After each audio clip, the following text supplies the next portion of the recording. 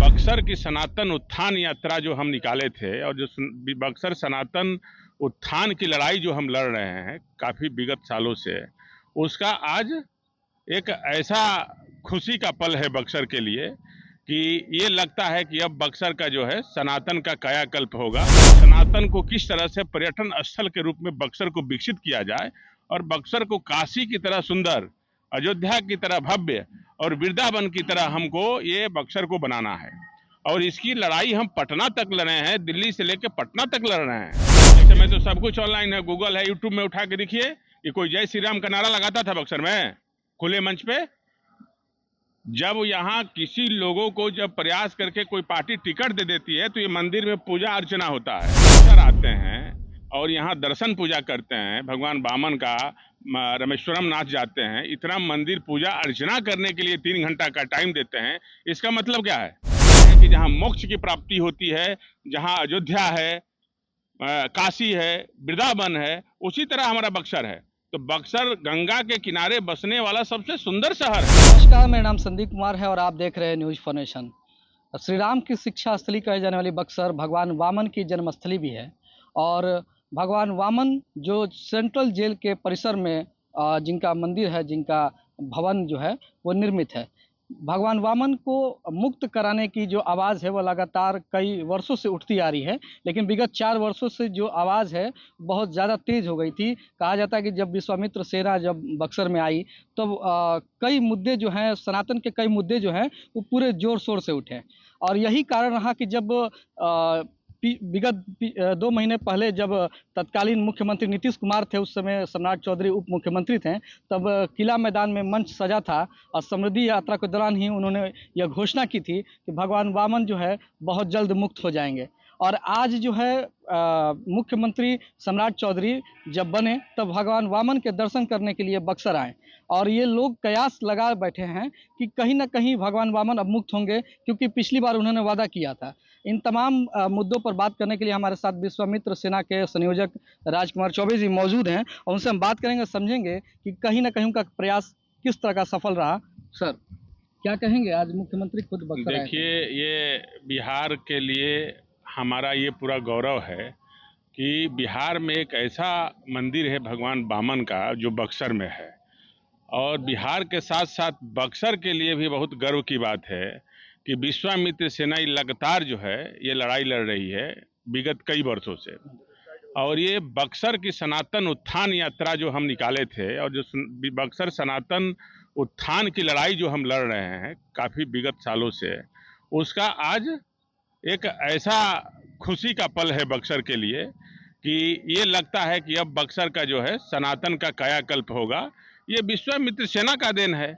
विश्वामित्र सेना इसकी लड़ाई लड़ रही है और आने वाला समय में विश्वामित्र सेना अभी लड़ाई अपना जारी रखेगी। और सनातन उत्थान की जो यात्रा हमारा है, जो बक्सर की एक लड़ाई लड़ रहे हैं कि सनातन को किस तरह से पर्यटन स्थल के रूप में बक्सर को विकसित किया जाए और बक्सर को काशी की तरह सुंदर, अयोध्या की तरह भव्य और वृंदावन की तरह हमको ये बक्सर को बनाना है।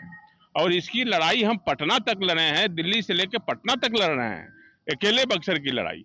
तो विश्वामित्र सेना लड़ रही है सालों से। यहाँ कुछ लोग आते हैं, कहते हैं ना कि मेढक की तरह आते हैं यहाँ।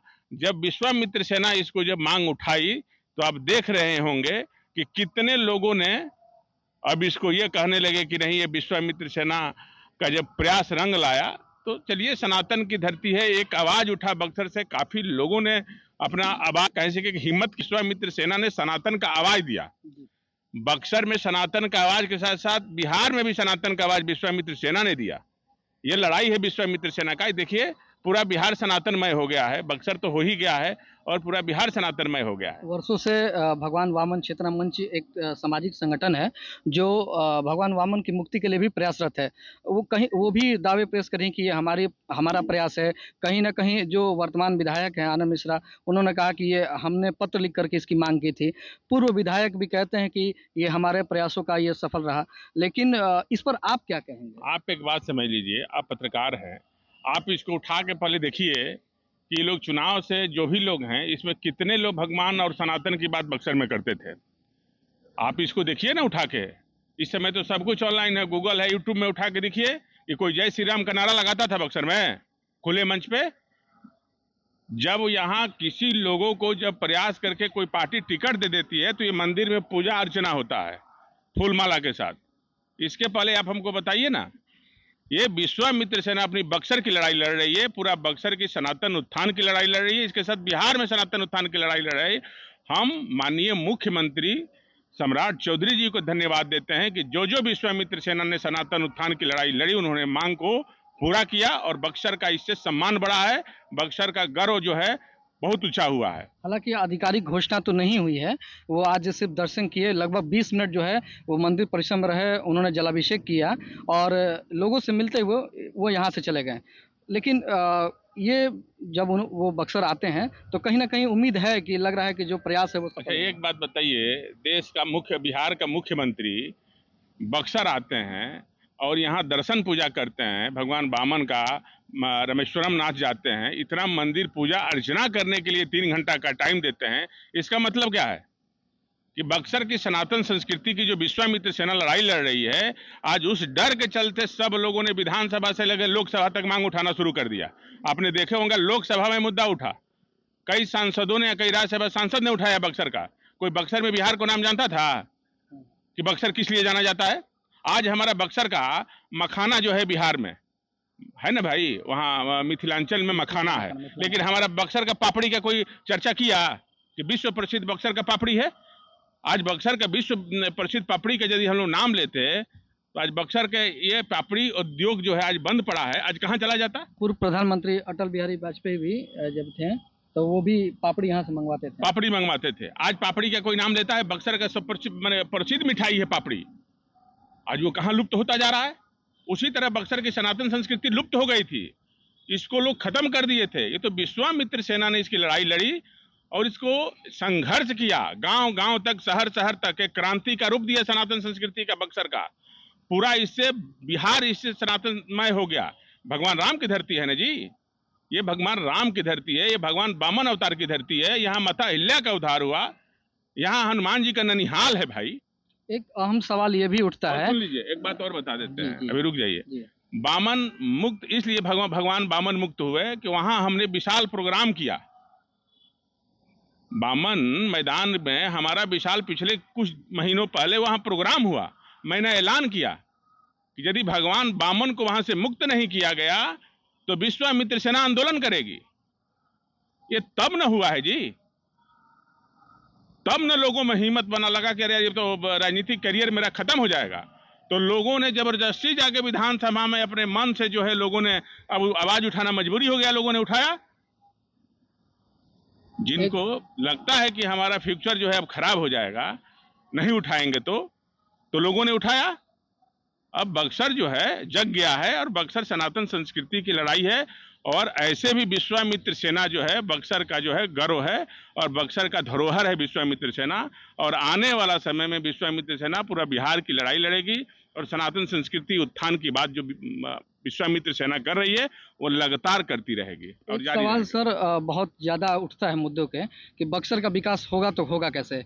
कई कुछ लोग जो है उद्योग की मांग करते हैं, फैक्ट्री की मांग करते हैं, और कुछ लोग कहते हैं कि बक्सर जो है पर्यटन का विकास हो, सांस्कृतिक रूप से हो, सनातन रूप से हो। आप कैसे मानते हैं इसको? किस तरह से बक्सर का पर्यटन के दृष्टि से ही विकास होना चाहिए। बक्सर अयोध्या काशी की तरह पुराना इतिहास है बक्सर का। बक्सर की में वो आध्यात्मिक शक्ति है जो ब्रह्मांड में, जिस तरह से अयोध्या को भगवान कहते हैं कि ब्रह्मांड के सबसे सुंदर कहीं जगह है जहाँ कहते हैं कि जहाँ मोक्ष की प्राप्ति होती है, जहाँ अयोध्या है, काशी है, वृंदावन है, उसी तरह हमारा बक्सर है। तो बक्सर गंगा के किनारे बसने वाला सबसे सुंदर शहर है, लाखों वर्ष पहले की है।